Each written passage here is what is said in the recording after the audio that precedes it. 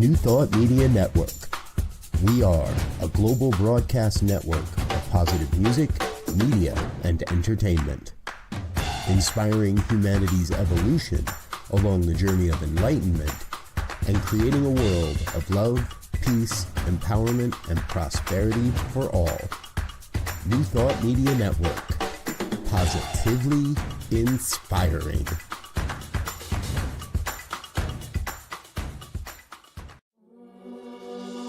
Free my mind, open my heart with the whispers of truth. To live a conscious life, to live a conscious life on the growing edge. On the growing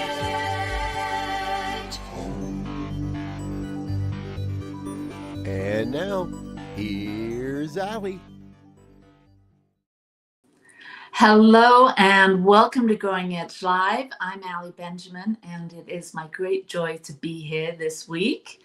We have a really wonderful special episode this week. Monthly, we have a Enneagram at the Growing Edge, a conversation about all things Enneagram.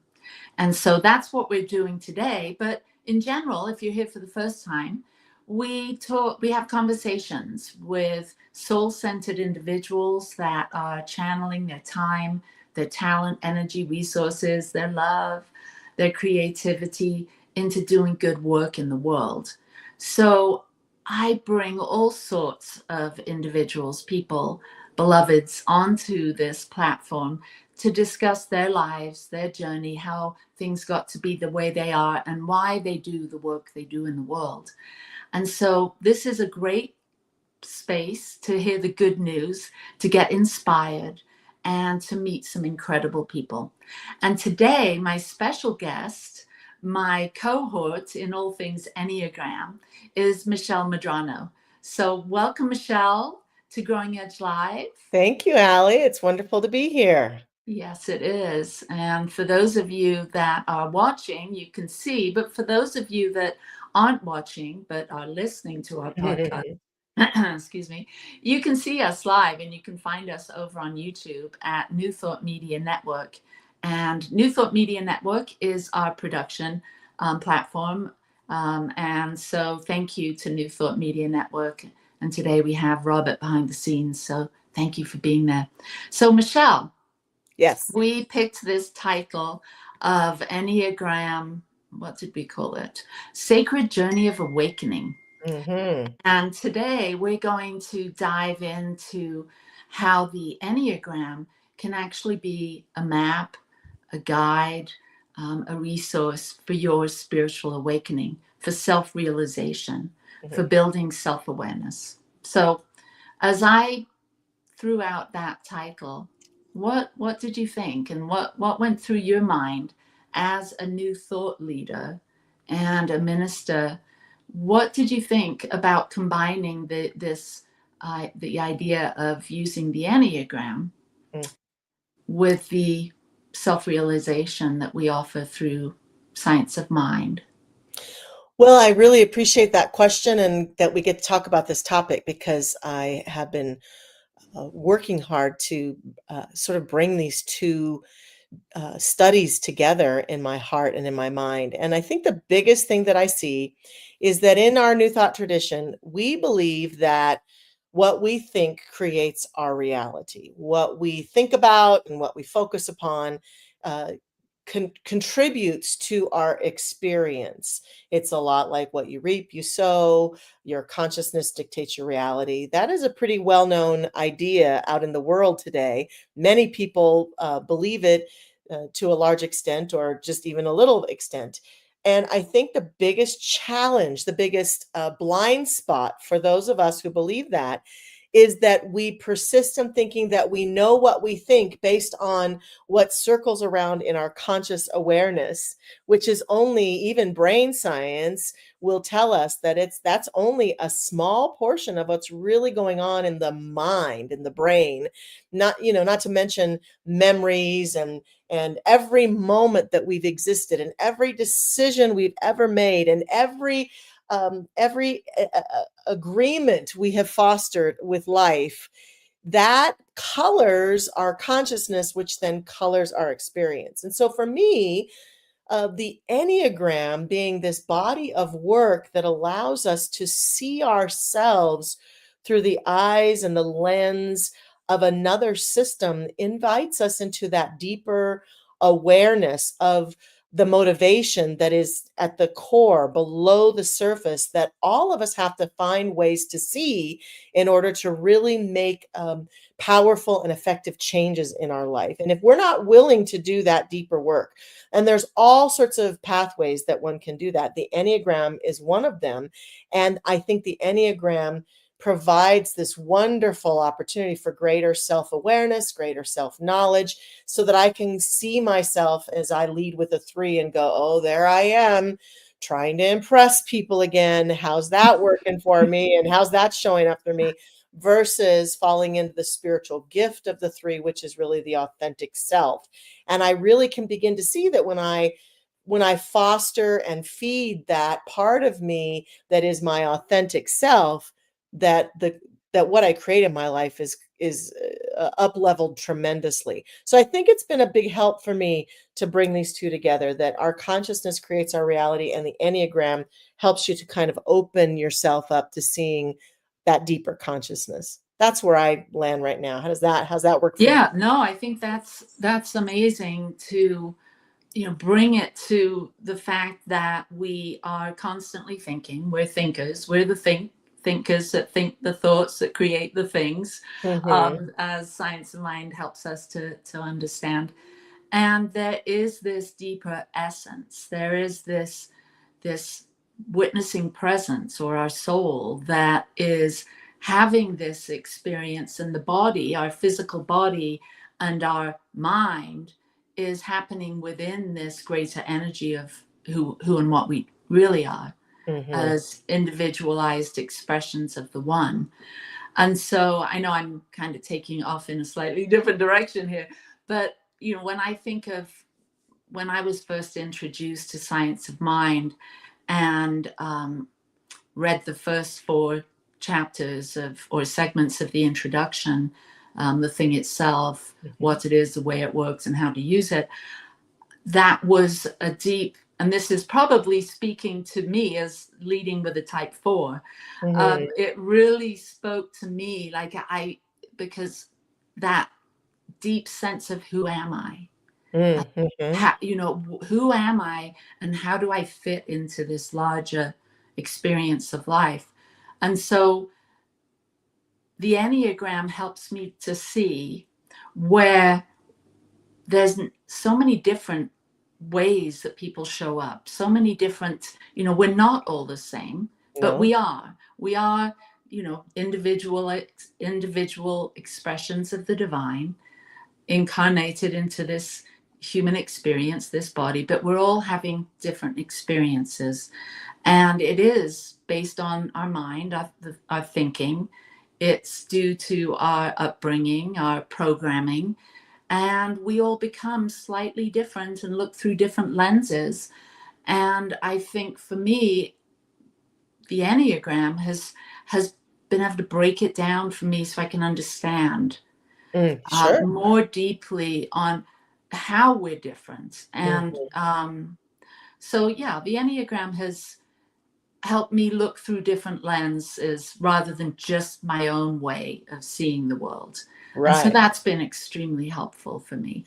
Yeah, so I think we're both talking about, I started with the how I see myself, or how I see my own experiences, and you're also then adding to that the element of seeing the world around me, and specifically the people that I interact in the world around me. I mean, I think you and I have talked a few times about how when I understand, whether it's through something like the 4 agreements or the Enneagram or the Myers-Briggs or whatever it might be, when I understand that other people just don't see things the way that I see them, which is one of the biggest illusions that humans have that gets in the way of true relationship and connection. We just constantly assume that people see things the way we see them.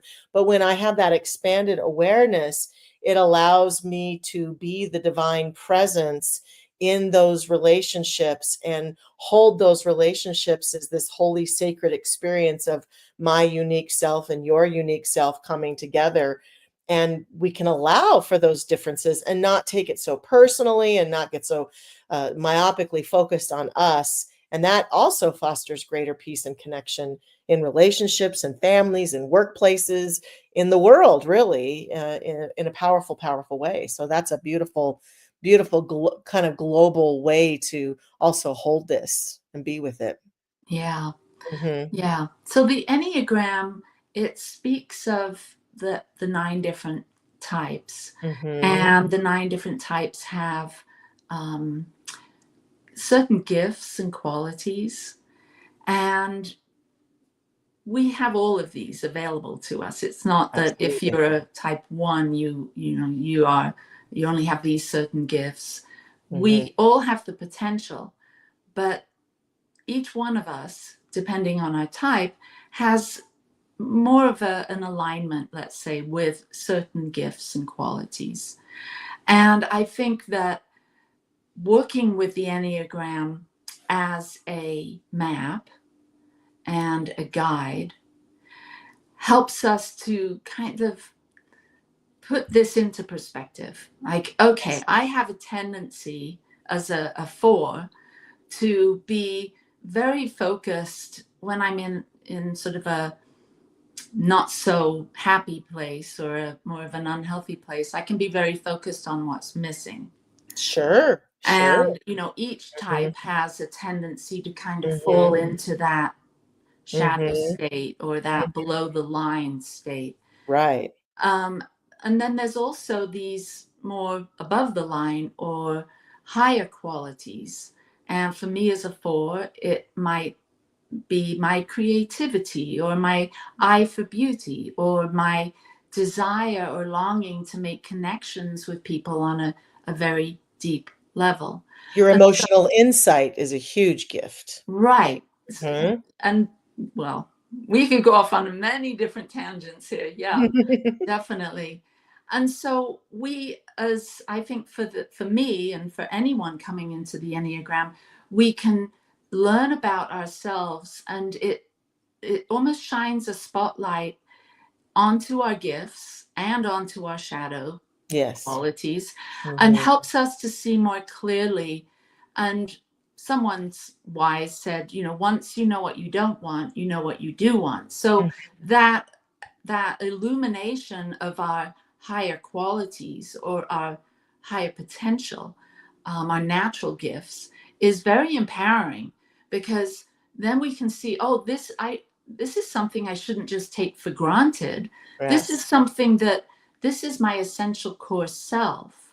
Hmm. This, desire to create, or, for you and for any other type, there's certain ways that we can express ourselves very uniquely in our own unique way, that people can feel that energy. I think there's an energy behind these natural qualities. Hmm. And when we can fully embody them and work with them, and so that's why I think that the Enneagram helps us sort of differentiate, like, oh, this is me, here's my shadow, here's my essence.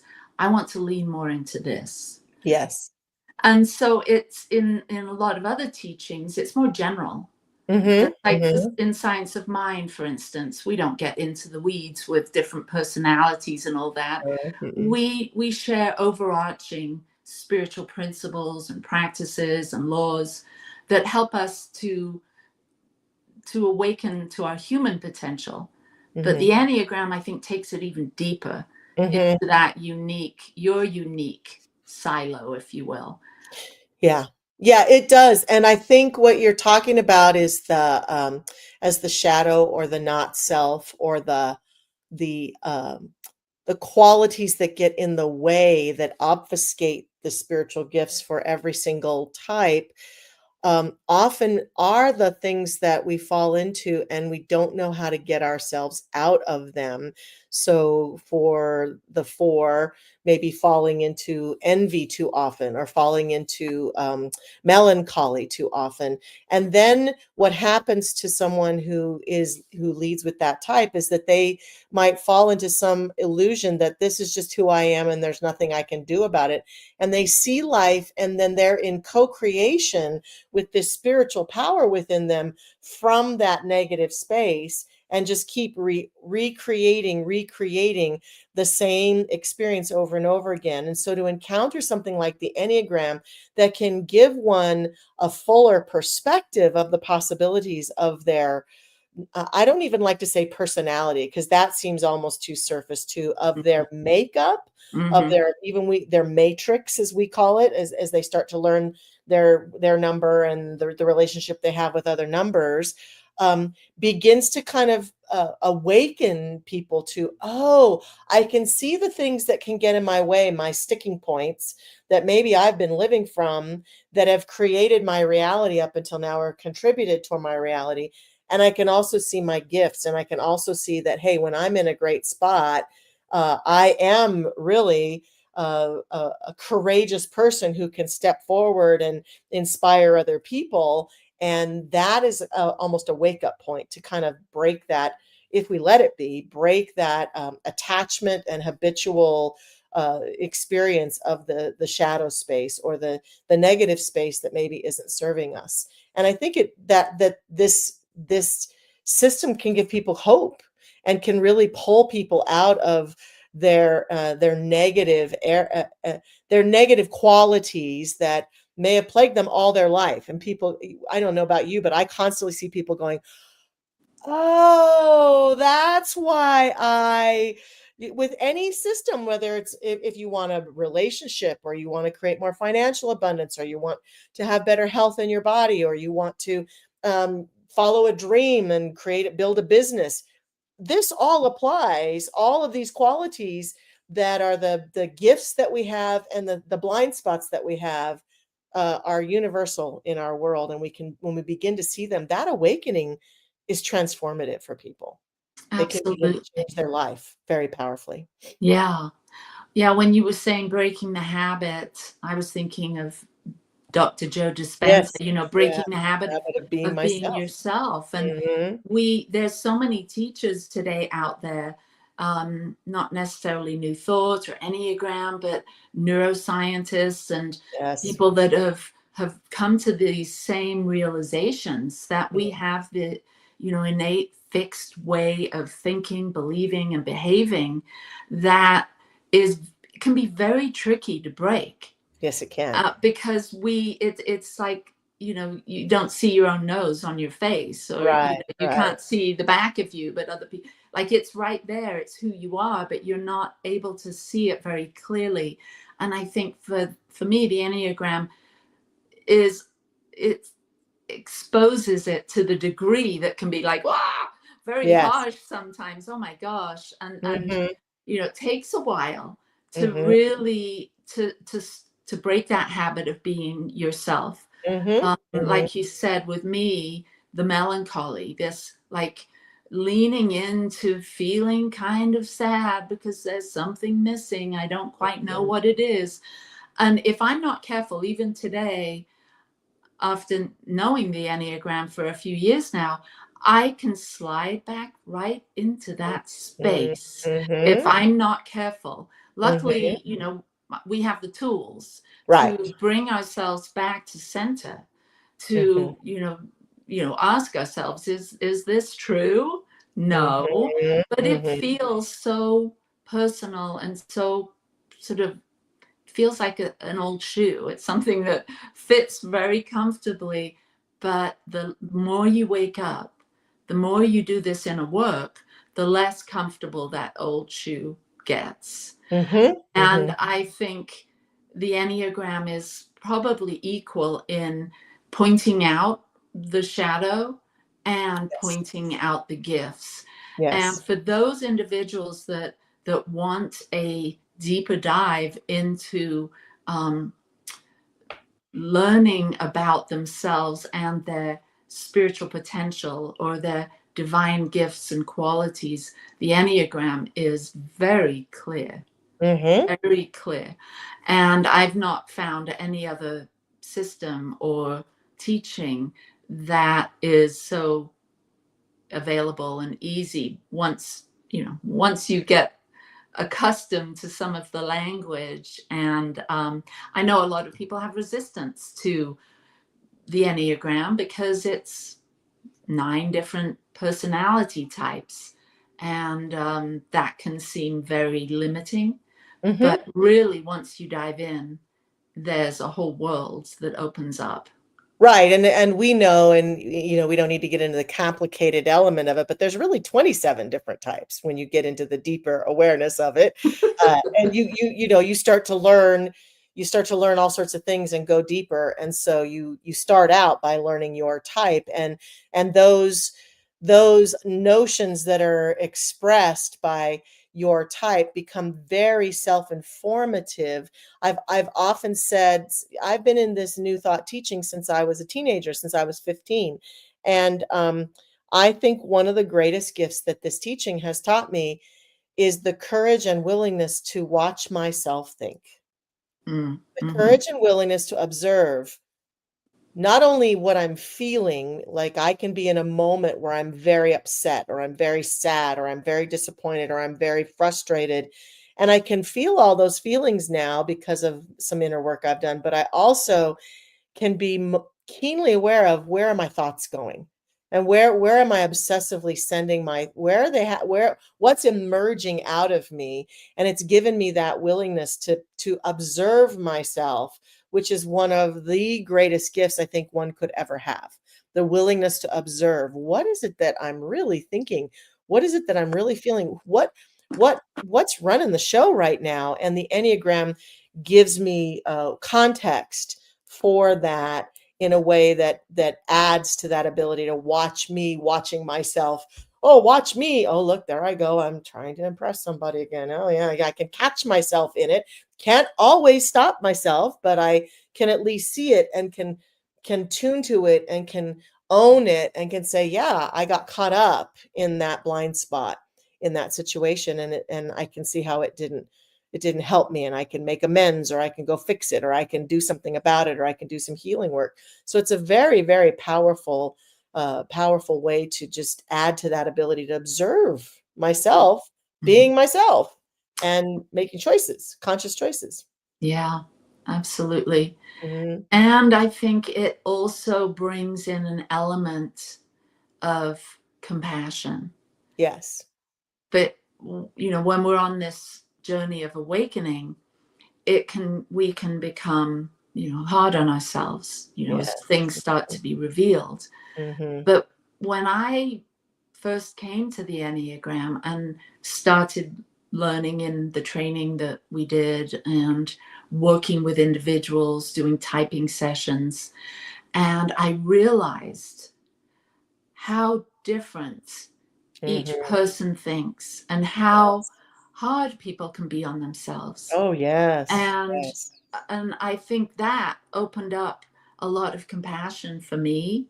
And I Mhm. think being the guide for some of my clients through the Enneagram as a spiritual map, I've been able to help them gain a bit more self-compassion with this healing, this growing, this becoming practice of, through the Enneagram, or through whatever spiritual teaching, really, of Yes. waking up.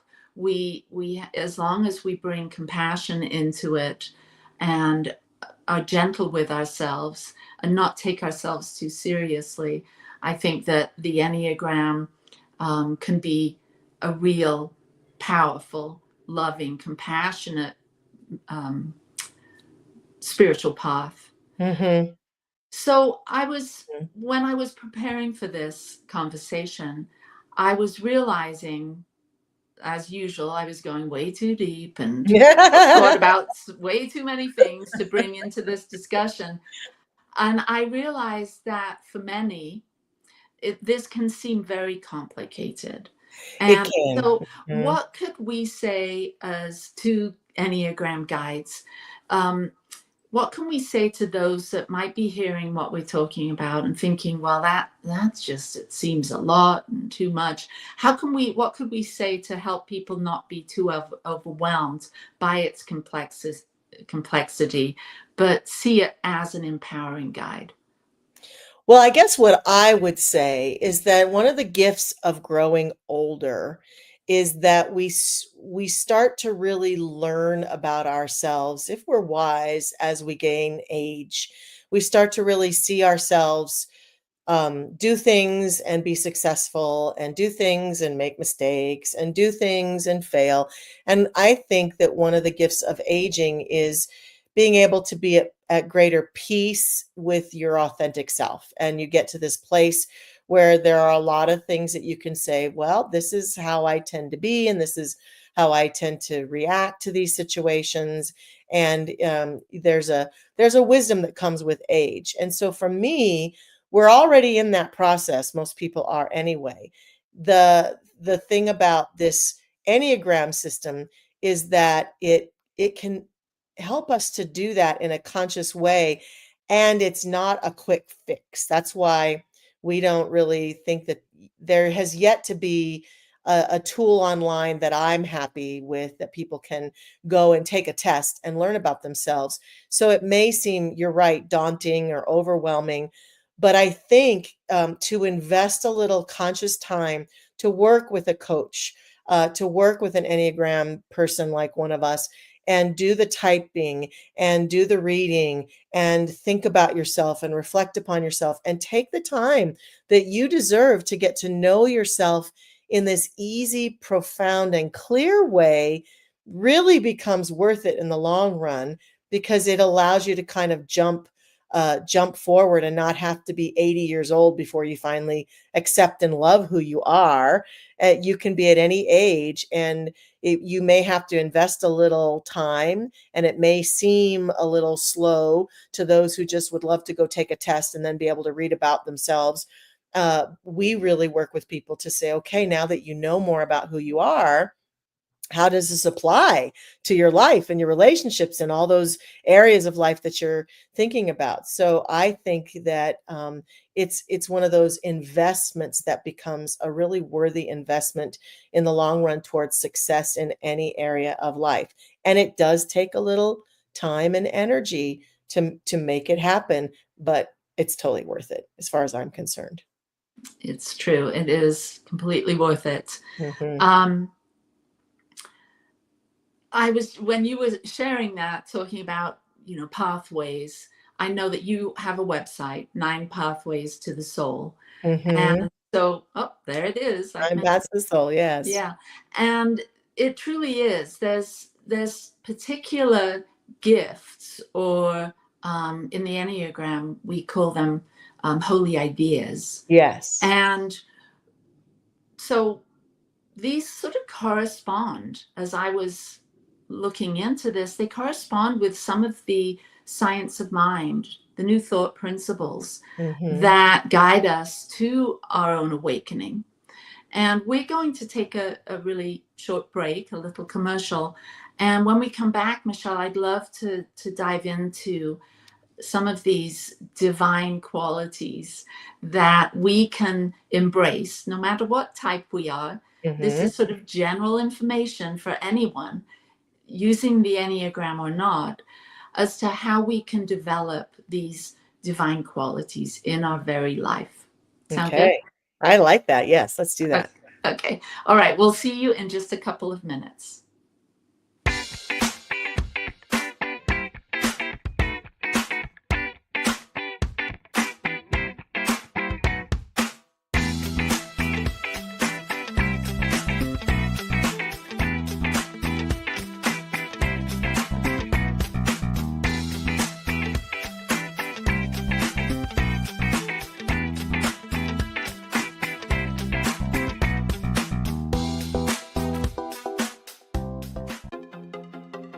Welcome to the Convention of the Americas 2025, Rising Together. Join us for a truly bilingual retreat experience on the shores of the beautiful Lake Chapala, Mexico. July 22nd through July 26th, 2025. at the Hotel Villa Monte Carlo in Jalisco, Mexico. Featuring Reverend Jeffrey Ryan, Dr. Jose de Lira Sosa, Reverend Dr. Kathy Ann Lewis, Reverend Dr. John Waterhouse, and Reverend Dr. David Bruner. Registration is now open, and payment plans are available. Simply visit www.conventionoftheamericas.com. Come be part of a transformative gathering with powerful presentations, workshops, networking time, and just good old relaxing and connecting. Plus, you can learn more about the science of mind and how to live this powerful philosophy in your life.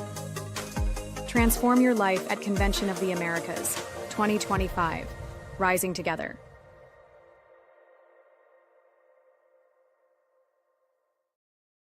Oh, we're back. We're back. So we in Science of Mind, we learn all sorts of universal spiritual principles that guide us into our awakening. Mhm. And somewhat like that, but different in Enneagram language, we're shown these holy ideas. And I see them as very similar to what Ernest Holmes and other New Thought teachers and leaders have described as universal principles. And so I'd love to start with this idea of holy perfection.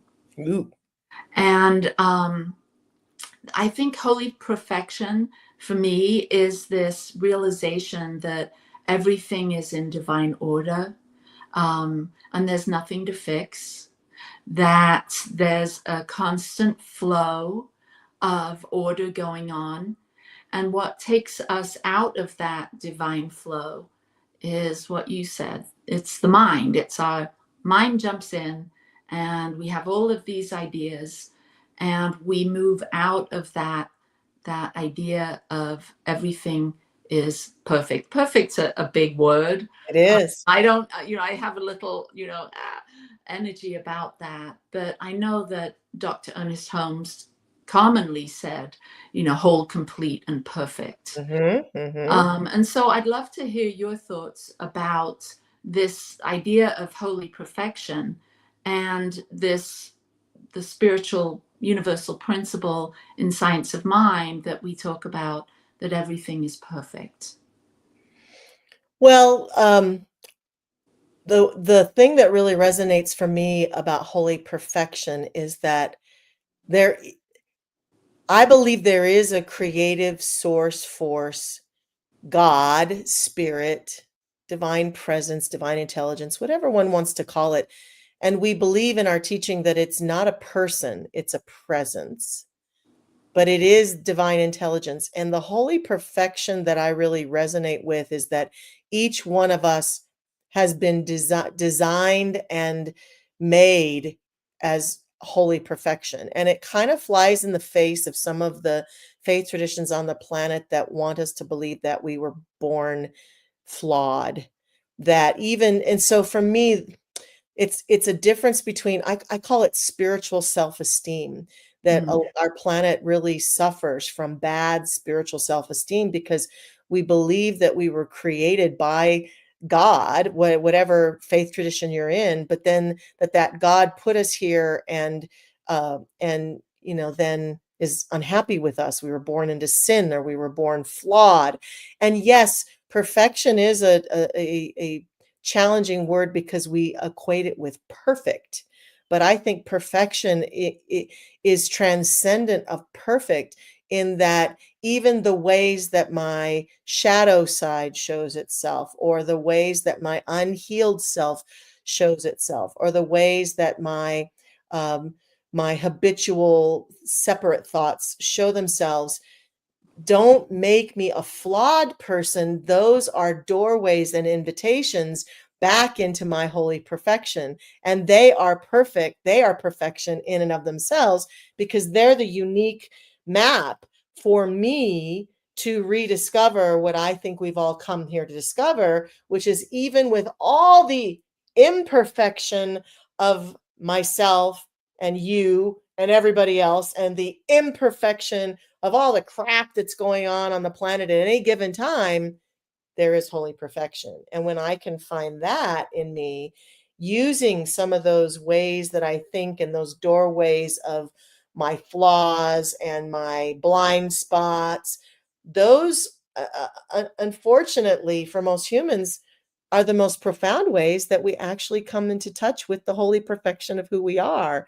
Yeah, it's great to go up to the top of the mountain and have an ecstatic experience, or to have some spiritual awakening out of meditation or a mystic experience. Those are all awesome. And most of the mystics of the world had their mystical experiences of oneness often through their flaws and through life not going the way they hoped it would go, and for them reaching deeper than they thought they would ever have to reach. So we begin to take on our imperfections or the flaws that show up through the Enneagram as a doorway to holy perfection. And I think Mhm. wisdom of that for sure. Mhm. Yeah, when you were speaking to that in the, our traditional Judeo-Christian, um, culture, we are definitely, there's this judgment that Yes. sort of comes in. And I think this whole idea of holy perfection for me, and for many, can point to, where am I being judgmental? Mm, What is my judgment or my perception of what is, good or bad or right or wrong, mhm. and how that doesn't really serve me. It's a way of navigating through the world, but I think on the awakening journey, we transcend that habit of labeling things or judging things or exerting our opinion on things as being good or bad. And Mhm. that holy perfection is also an experience that involves the mind becoming more neutral, Yeah. less, discerning in that way, and Mhm. more like that it drops it down into the heart, where that holy perfection of simply being here is felt, Yes. where there's not such a urge or a ego, reaction to wanting to put things into the good and the bad bucket, or the right and Mhm. the wrong. Mhm. So I think just even in having this discussion, it shows me even more profoundly how there are these journeys, these maps, these pathways that can take us more deeply into some profound, um, deep spiritual principles that can be very foundational to our own sense of Mhm. being peaceful on this planet. Absolutely. All right, so the holy idea of holy will, holy freedom. And you notice I'm not tying these to a number, and I'm doing that on Yeah, purpose yeah. Mhm. because I think that all of these ideas are for all of us to Mhm. consider and ponder, meditate on, and allow to have us realize these deeper states of being that we can enter, these awakened states of being that we can enter. So the understanding that divine love supports us all. There's no need to earn love. It is freely given and received. Mhm. So there's a little bit of a stretch there with holy will or holy freedom, and Mhm. this idea of love supports us all. Mhm. So let's talk about that so I can gain a bit more clarity. Yeah, people will often ask in classes like this question, what's God's will for me? Because that Mm, word has a lot of charge for us. And Holmes would say, and I tend to agree, um, imagine that you have someone in your life who loves you so much that whatever you choose to do with yourself and your life, they're just happy for you. That's hard for people to imagine, but I kind of hold that as that love that the creator is for us, that it so loves us that its only will for us is for us to be expressed and to be the love that it is. Now we have the experience of not always feeling that love, and we can make the choice at any time through the personal will that we've been given to have our life be however we'd like it to be.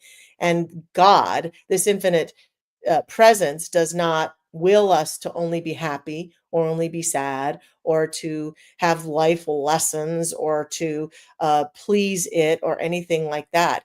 It says, hey, you want to go have a life of lots of joy and happiness and money and health and travel the world. You just go for it. Have a great old time. You want to have a life where you lie to everybody and you cheat and you steal and you don't do so good. Have that life. However, there's consequences to every choice we make, and it's not God's punishment, and it's not God not loving the person who decides to cheat and steal versus the person who decides to be wealthy and travel the world. It's simply that it so loves us that it says, have fun, be expressed. I love you so much. I just want you to express yourself however you want. The closest I think I've ever gotten to that, and I used to doubt that God could be that kind of love, but the closest I've ever gotten is with my child. And I remember that, the minute that I knew that I was pregnant with my child, I thought, oh, I'm going to love this being for all eternity. And I bet you he's not going to do things the way I like it. And I bet you he's not always going to make me happy. And I bet you he's not always going to do everything I tell him to do.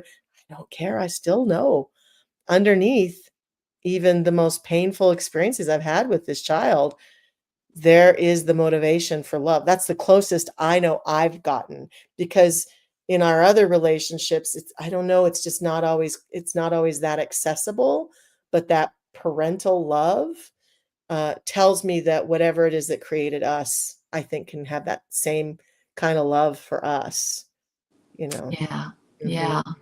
And to unconditionally love ourselves in that same way Absolutely. is, I think, a challenge that a lot of us have. We Mhm. can find that unconditional love for our child Yes. or for our loved ones, but to actually embody that and to truly love ourselves and be able to put ourselves first sometimes Mhm. when it's appropriate, I think is something that really opens us up to our full essence. Yeah. Is realizing we are the presence of love, Yeah. Yeah. and then allowing that love to flow through us through all that we do. Um, and knowing that doesn't mean we just say yes to everything, Right. but we Right. still are able to have our boundaries and be able to say no, but to know that we're love, that we're here to express love, we're here to channel that love into doing things that we love and to helping others to do the things that they love. Right. I think Right. that is, when you meet someone like that, and I'm sure, you Mhm. bring to mind someone really quickly, someone that sees you and loves you so unconditionally. There isn't something you can do that's, wrong per se, that's going to radically alter that unconditional love from them. They may not agree with you, but they will always love you. That kind of love, that embodiment, I think is what the Enneagram with these holy ideas is pointing to. Mhm. Can Mhm. be the embodiment of love. It In can be. Yeah. Because what you're saying is, I really resonate with. It's not that unconditional love, like if I unconditionally love you, which I feel like I do right now, it doesn't mean that I don't go, Allie, when we were talking about that, that just didn't work for me. Could we work it out? But I am awaiting the day, and I think that humanity is awaiting the day when we finally realize that judgment and this anger and force and punishment never works to transform humans. It doesn't work on our children. It doesn't work in our personal relationships. It only creates distance between us and other people. And so why would we ever think it would work for us to treat ourselves that way?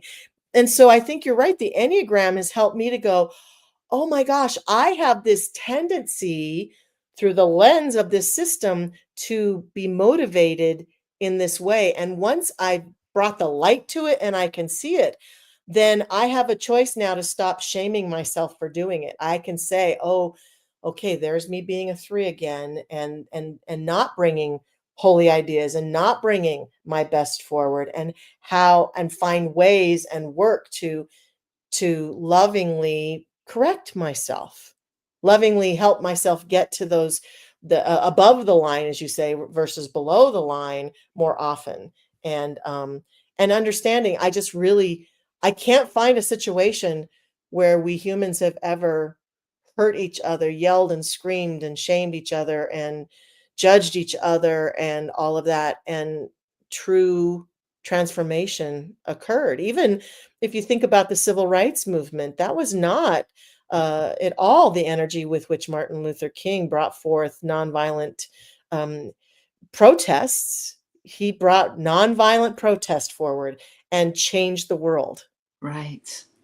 So if you just think about anything that's really changed the world, it's born out of that love and understanding and unconditional acceptance. Hmm. That and the will of God is like that, I think, for us too. Yeah. Mhm. I'm just having this thought. We could do a whole hour just on this one, Oh, you know, yes, but we yes. can't because I No, have we two gotta keep moving. ideas that came in with that one. We're going to move on to holy harmony. Holy harmony, Holy Batman. harmony. And this is kind of your wheelhouse because this kind of goes along with the 3 here. And this idea of holy harmony is authentic alignment. Mhm. So let me see here. Recognizing that true value is inherent and not based on performance. Life unfolds with purpose beyond achievement. Holy harmony, embracing the truth that our real value lies in simply being. Mhm. So, what do you have to say about holy harmony?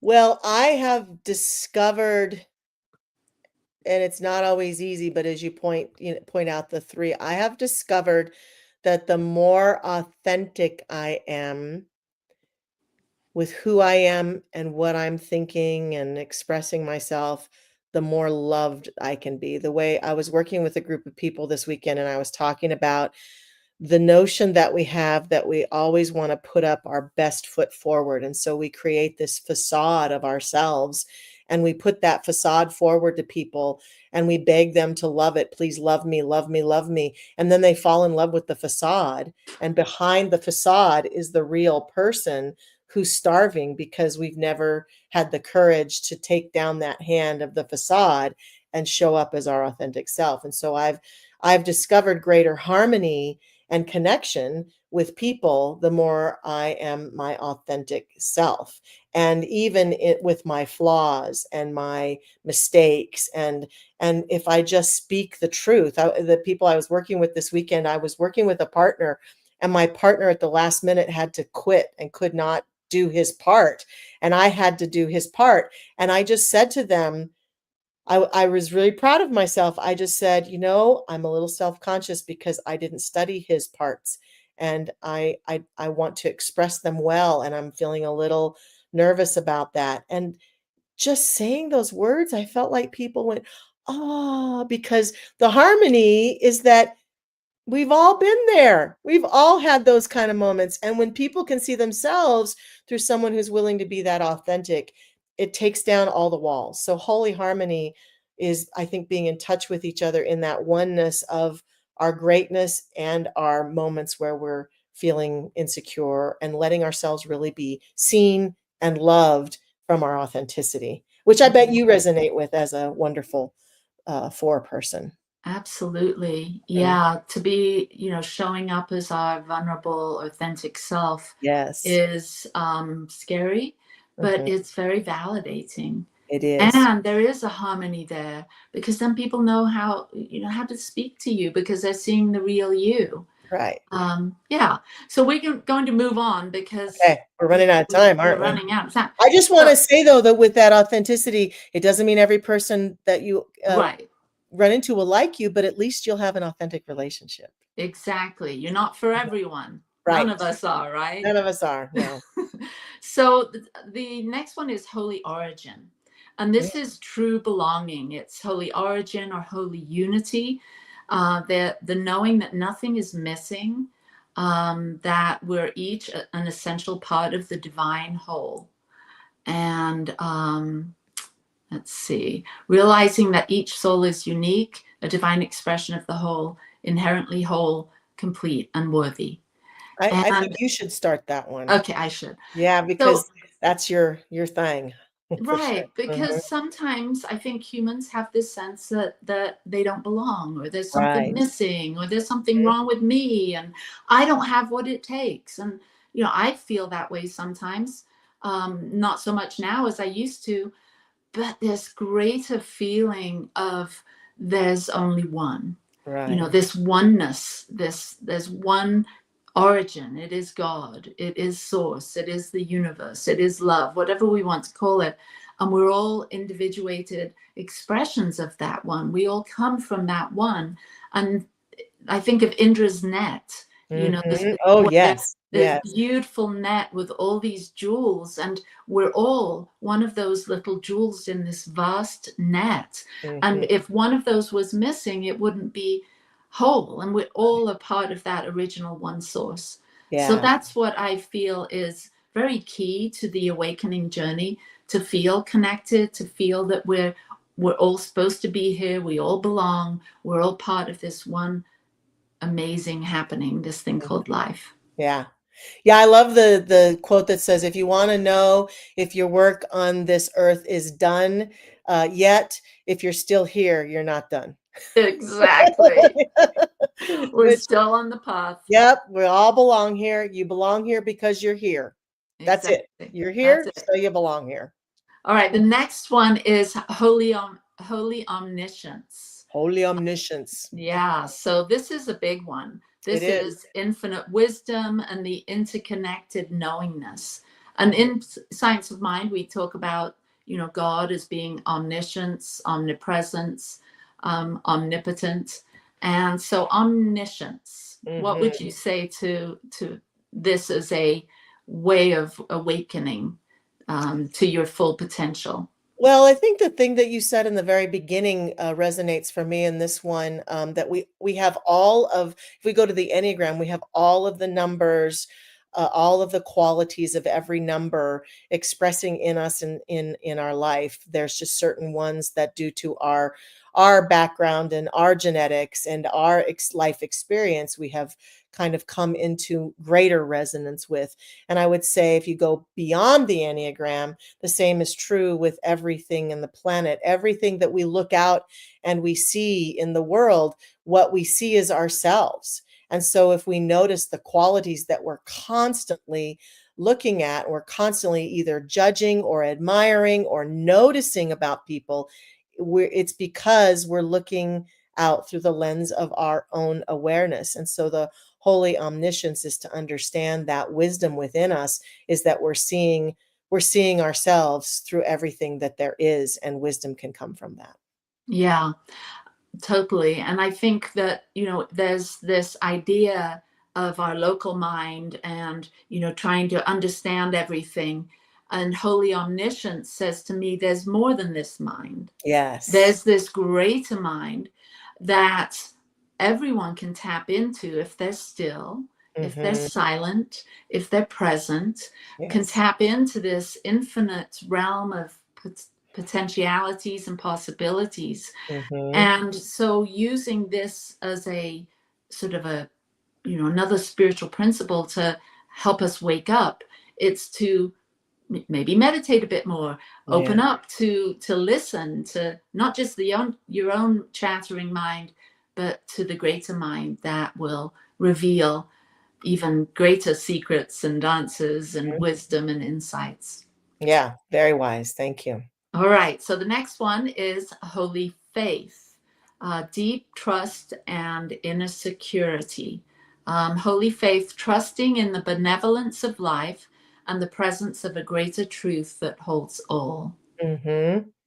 Yes, I've often felt and talked to people a lot about, I think when you pursue a path of learning or growth, such as science of mind or psychology or any faith tradition or the Enneagram, that it's not the path itself that does the work.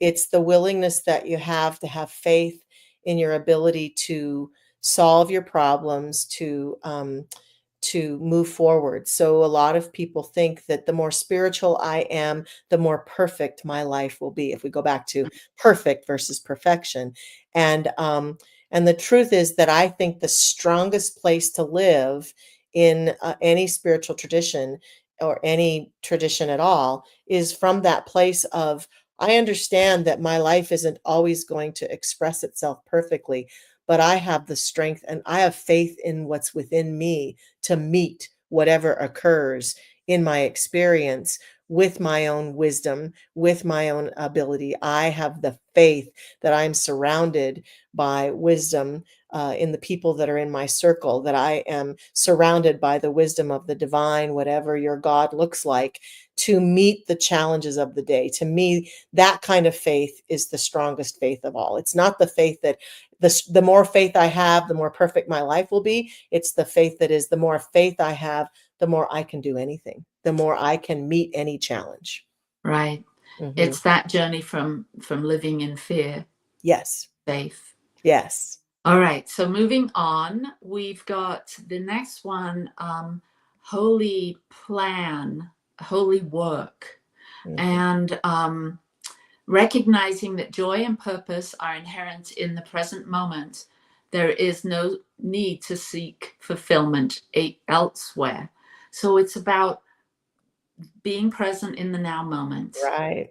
not missing the moment, Right. that everything leading up to this moment, wherever you are and whatever you're doing, there is a plan, so to speak. There's a something that's been initiated in the past that has prepared you for this moment. And if we're always busy moving, looking for something new, and we're not still enough to realize that this moment holds the gift, maybe the next nugget that will take us down the path, but Mhm. realizing that we don't have to hurry, we can stay still and tune in to that divine plan or that purpose that we're already on. Yeah. Beautiful. Yeah. Staying present is a gift for sure. All right, we've got two more. We All got right. 2 minutes. Oh, we got 2 minutes. Ooh. The next one is let's see, the holy truth. Seeing that true strength, tongue-tied, comes from surrender, and real power is in alignment with divine truth and love. Understanding that real strength arises from authentic presence, grounded power, and interconnectedness. Mhm. I think we could just leave it as that, Yeah, that's and pretty then go powerful. to the next one, which is holy love Mhm. and holy participation. The Mhm. deep knowing that separation is not an illusion, everything is interconnected and embraced by divine love. Mhm. Mhm. And I think that's really the whole, I don't know if it's the whole journey, but the journey of awakening is, it really circles right back to love. It does. Absolutely. And that That, ability to love. Mhm. and the realization that we are all connected, Mhm. and that we are all interrelated and interdependent, and when we care for ourselves, when we consider our union, our unity, then we're naturally going to be in that space of taking care of everything by taking care of our own sense of self first. Mhm. So what would you leave us with today, Michelle, knowing that this holy love is the last of the universal principles that we're talking about? Well, I do think that you've said it very well, that when we love, when we learn to really love ourselves as unconditionally as possible, then what we present to the world is the fullness of who we are in that state of great love. Then we are a beneficial presence everywhere we go, and every way that we contribute to life, and we can give that love to other people. And I think there's no greater honor than that, and no greater call to all of us from the divine than that.